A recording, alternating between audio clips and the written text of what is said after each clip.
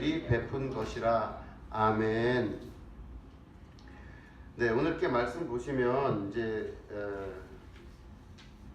세례 요한의 제자들이 보니까 예수님이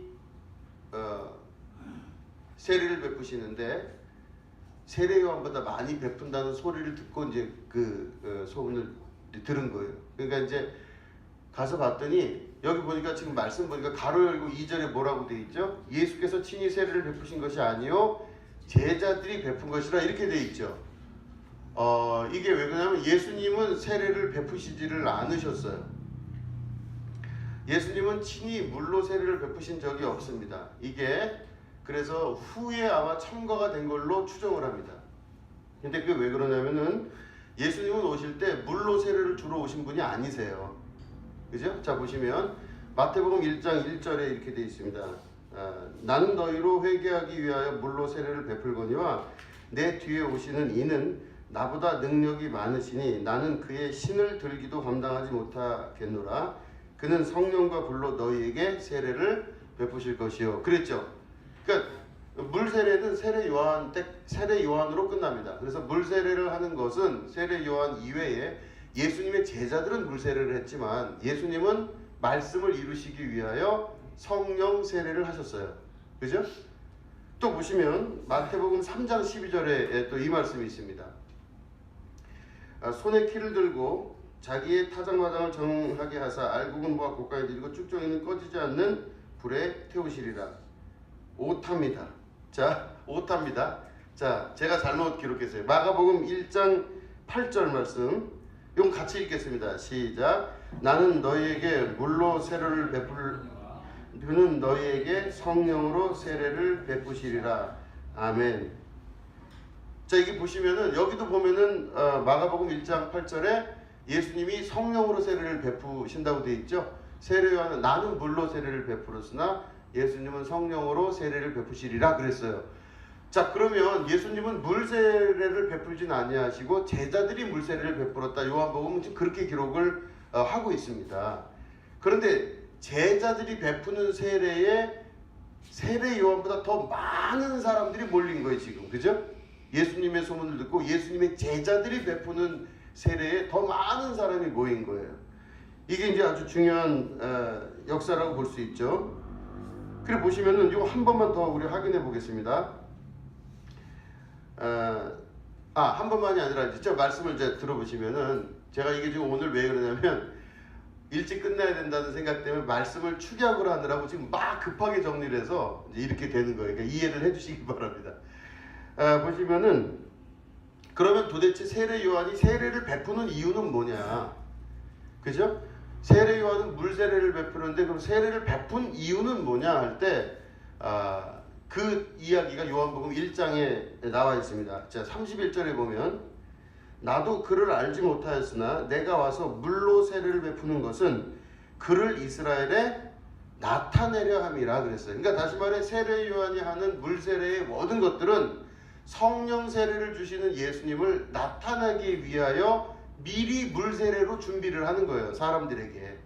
그러니까 백절치듯 사람들이 몰렸는데 그 모인 사람들을 예수님에게 봉헌하여 드리는 거예요. 쉽게 말해. 그죠? 이게 바로 미리 예언된 말씀입니다. 그래서 세례를 베푸는 이유는 하나님께서 세례 요한에게 예수님을 준비시키기 위하여 하신 거예요. 자, 그럼 보시면 32절에 보면 요한이 또 증언하여 이르되 내가 보매 성령이 비둘기같이 하늘로부터 내려와서 그의 위에 머물렀더라. 이렇게 돼 있죠. 33절에 보면 나도 그를 알지 못하였으나 나를 보내어 물로 세례를 베풀라 하신 그이가 나에게 말씀하시되 성령이 내려서 누구 위에든지 머무는 것을 보거든 그가 곧 성령으로 세례를 베푸는 이인 줄 알라 하셨기에. 그렇죠. 여기도 명확하게 보면 나는 물로 세례를 주지만 그 오시는 이인 그리스도 우리 예수님은 성령으로 세례를 베푸는 사람이다, 주이다, 이런 걸 하나님이 알게 하셨다. 지금 그렇게 돼 있죠. 예, 그러니까 예수님은 성령으로 세례를 베푸시는 분이세요. 이게 아주 중요하죠. 그리고 제가 지지난주에 설명을 한번 드렸습니다. 요한복음의 기조는 예수님을 세례 요한으로부터 세례를 받은 거를 기록을 안 해요. 이 말씀을 보면 잘못하면 오해를 할 수 있는 게 나더러 세례를 베풀라 하신 이가, 그러니까 하나님이시죠. 말씀하시기를 이렇게 기록이 되어 있는데 이거를 잘못 오해하면 나더러 예수님을 세례하라 라고 말씀하신 이가 이렇게 잘못 오해들을 하고 있어요. 그래서 다른 데 설교들을 들어보시면 많은 부분 이런 잘못들이 나타나요. 근데 실제 원문을 보시면, 히라보 원문이나 보시면 떨어져 있습니다. 다시 말해 나에게 물로 세례를 베풀어라, 이거는 따른 거예요. 예수님을 베풀으라는 게 아니라 나에게 물로 세례를 베푼 걸 해라 말씀하시는 하나님께서 이 말씀을 하셨어요. 그는 성령으로 세례를 줄 것이다 라고 말씀하셨다는 거예요. 동일하신 하나님이 나한테 물 세례를 약속하셨고 예수님에게 불 세례를 약속을 하신 거예요. 그죠? 성령 세례. 그래서 그때 그러면 누가 성령으로 세례를 주시는 분입니까? 다시 말해 나의 물 세례의 때가 끝나고 다음 세대가 올 때 성령 세례로 오시는 분이 오실 때 그분이 그리스도인데 그분을 내가 어떻게 알겠습니까? 할 때 말하기를 내가 보고 그가 하나님의 아들이심을 증언하였노라 하니라. 다시 말해 성령의 비둘기같이 그 위에 임하게 됐을 때 그가 바로 그 예수님이다, 그리스도다, 이 얘기예요. 그죠? 이해되시겠죠? 그러니까 결국에는 성령 세례를 베푸는 것과 물 세례를 베푸는 것이 분명히 구별되는데 물 세례는 세례 요한까지고 그 다음에 예수님은 성령 세례를 주신 거예요. 그러면 우리가 여기서 반드시 짚고 넘어가야 될 것이 있는데 뭐냐면 세례가 그럼 시작이 어디서부터 시작됐느냐, 그 유래를 알기가 쉽진 않습니다. 그런데 우리가 꼭 기억해야 될 게 뭐냐면 세례를 여러분 제가 여러 번 설명을 했기 때문에 잘 아실 거예요. 세례를 받을 때 원래는 침례라 그랬죠. 물속에다가 그 사람을 덤벙 집어넣고 조금 있다가 이 사람을 꺼내내요. 그러니까 그게 무슨 의미냐면 이 사람은 죽었다가 살아났다 이런 뜻이잖아요. 그죠? 옛사람은 죽었고 새 사람이 태어났다 이런 뜻입니다. 근데 이게 어디서 시작이 됐느냐, 사실은 이게 어디서 시작됐냐면 애굽에서 그 이스라엘 백성이 탈출하잖아요. 출애굽을 할 때 그 앞에 있던 그 강 이름이 홍해죠. 홍해가 이제 갈라지는 거예요. 갈라지니까 뒤에서 애굽 군사들이 막 쫓아오는데 이 이스라엘 사람이 홍해를 건너가요. 근데 건너갔는데 어떻게 했냐면 뒤를 돌아봤더니 이스라엘 사람이 탁탁 마지막 사람이 올라왔을 때 물이 어떻게 됐죠? 다시 닫혔어요. 그래서 그 안에 쫓아왔던 애굽 병사들은 다 죽었습니다. 그래서 사람들이 그걸 보고 뭐를 하냐면 원래는 내가 저 사람들 죽은 자리에 내가 죽을 수 있었겠구나 하는 생각을 가지겠죠. 금방 내가 지나온 길인데 거기에 그 사람들이 애굽 사람들이 죽은 거예요. 그러니까 이 죽음에 대한 의미가 두 가지가 나오는데 하나는 홍해를 건너기 전에 좌우 문설주에 양의 피를, 그죠? 어린 순양의 피를 바른 집은 하나님께서 장자를 치지 않고 넘어가시고 거기다 바른 자는 산다. 그러니까 다시 말해 양의 피를 바른 집은 산다는 게 하나가 있고 피의 제사가 있고 두 번째는 바로 물로 인하여 거기에 네가 죽었다라고 하는 인정하는 이 두 가지가 죽음과 관련된 두 가지 애굽에서의 유명한 사건이에요. 그럴 때 이 사람들이 물로 세례를 주는 것들을 할 수가 없었던 것은 광야로 나가보니까 물이 없잖아요. 그러니까 광야로 나가보니까 물이 뭐 첨벙 들어갈 수 있는 물도 없고 그 문화 자체가 사막 문화이기 때문에 거기는 할 수 있는 두 가지 중에서 제일 보여줄 수 있는 최고의 방법은 피로 제사를 드리는 거예요. 그래서 양을 잡아다가 그 양의 피를 대신해서 내 생명으로 대신 이 죄를 대신해서 살게 한, 내가 살고 그가 죽게 되는 역사가 양의 피의 역사예요. 이거는 이스라엘의 광야 문화의 시작이 될 때 나타나는 거예요. 그런데 이 피의 문화가 보다 더 중요한 게 사실은 뭐냐면 내가 원래 죽었어야 되는데 그 자리에서 내가 죽은 게 아니라 애국 군사가 대신 죽었으니 내가 원래 죽은 자가 다시 살아났으니 이제부터는 산 사람처럼 살겠다. 다시 말해 새 생명을 얻은 사람처럼 살겠습니다라고 하는 각오가 사실은 더 커요. 홍해에서 금방 건너왔는데 홍해가 문이 닫히면서 나는 살고 저 사람들은 죽었으니 앞에서 그 사람들의 죽음을 눈으로 목도한 거잖아요. 이게 너무 중요해요. 그렇기 때문에 세례의 진짜 의미는 바로 뭐냐면 내가 죽었다라고 고백하는 거예요. 그죠? 원래는 홍해물에 누가 빠져 죽는다? 내가 빠져 죽는 거예요. 원래는. 홍해물에 내가 빠져 죽는다는 그 행위적인 게 기도 안에서 나타나는 게, 신앙 안에서 나타나는 게 세례입니다. 세례. 그래서 물속에 첨벙 들어갔다가 나온다는 것은 홍해에 들어갔다가 이미 죽은 자로서 난 끝났고 이제는 새로운 삶으로서의 가나안 땅을 향해 가는 사람으로 바뀌어서 사는 거예요. 세례받은 자는 그렇게 사는 거죠. 그죠? 그렇기 때문에 밑으로 물속으로 들어갈 땐 나는 어디로 들어간다? 홍해에 빠져 죽었습니다. 광야로 나갈 때 어디로 간다? 가나안을 향해 새롭게 나아가는 사람이다. 그죠? 이해되시겠죠? 그러면 세례를 받는 건 어떻게 사는 거죠? 세례를 받는, 여러분들이 세례 다 받으셨잖아요. 세례를 받을 때는 어떻게 할 때 세례를 받는 자세가 뭐냐면 나는 죽었습니다. 이거잖아요. 그리고 애굽에서의 나는 죽었습니다. 그래요. 이게 진짜 세례를 받는 거예요. 그럼 나는 그때 죽은 거를 끝내버리고 오늘부터 새로운 사람처럼 사는 거예요. 이게 세례입니다. 자, 그러면 우리 이 두 가지 말씀을 한번 접목을 시켜볼까요? 자, 세례가 옛사람이 죽고 새로운 사람으로 태어나는 건데 물 세례는 그거에 대한 상징이었기 때문에 물에서 들어갔다가 죽고 태어난 거예요. 그러면 예수님은 물 세례를 주지 않으셨죠? 성령 세례를 주셨죠? 주시죠? 예수님을 믿는 자는 성령으로 세례를 받습니다. 자, 그러면 성령은 세례 받은 자들을 어떻게 해야 될까요? 여러분들이 성령의 입장에서 말씀을 한번 해보세요. 성령님이시라면 여러분들이 물 대신 성령으로 지금 세례를 받잖아요. 그럼 물은 무슨 역할을 하죠? 그 사람을 죽이는 거죠. 성령은 죽여야죠.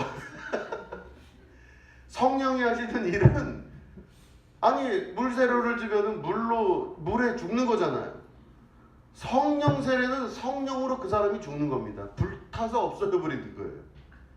이 성령 세례의 또 다른 의미가 번제의 의미가 있습니다. 그래서 광야에서 보면 하나님께 제물을 드릴 때 그 양이 훨훨 타서 다 없어지잖아요.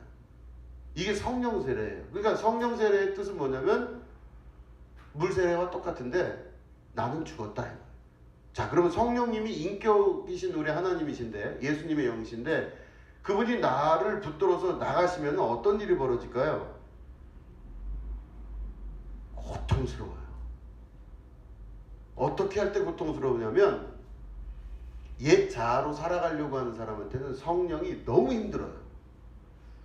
옛날 사람으로, 애굽 사람으로 살려고 한다면 성령이 그에게 임하신 순간서부터는 매일매일이 고통이에요.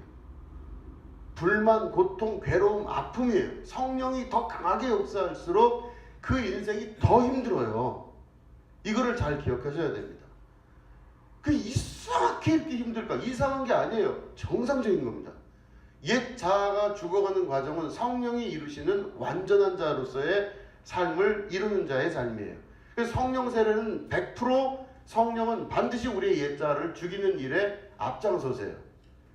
그래서 성령께서 동일한 역사로 예수님을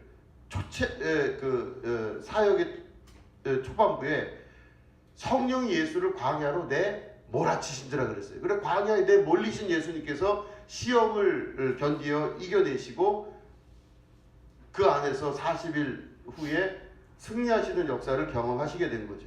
자, 그렇다면 성령이 하시는 일은 그 사람의 옛 자아를 죽이는 일이에요. 자, 그럼 애굽에 있던 사람들을 생각해 보세요. 광야로 나갔습니다. 이 사람들은 애굽에서 태어나서 애굽을 받고 그 부모 세대부터 계속해서 애굽에 살던 사람들이에요. 그러니까 애굽 말도 아마 할 줄 알고 애굽에서 그냥 뭐 먹고 사는 일에 다 이렇게 똑같은 삶을 살았을 겁니다. 그 사람들이 광야에 나갔을 때 몸은 광야에 있어서 애굽에 없고 광야에 있는데 그 사람들의 지금 마음은 어디에 있을까요? 애굽에 있어요. 그 사람들의 마음과 심령은 애굽의 습관에서 절대로 벗어나지 못해요. 애굽에서는 그래서 나오잖아요. 초창기에 애굽에서 먹던 맛있는 고기가 있고 애굽에는 이렇게 밍밍한 음식이 없었어요. 애굽에서는 자극적인 음식들, 맛있는 양념들과 부추와 막 고기와 내가 노예로 살았다 할지라도 거기서는 내가 잘 먹고 잘 살았던 거예요. 애굽에서는. 이 고생을 하려고 어디 무덤이 없어서 우리를 일로 끌고 오는다 하고 막 모세에게 소리를 질러 그래요. 그러니까 그 사람들은 광야에 살고 있는데 실제로는 마음은 애굽에 있는 거예요.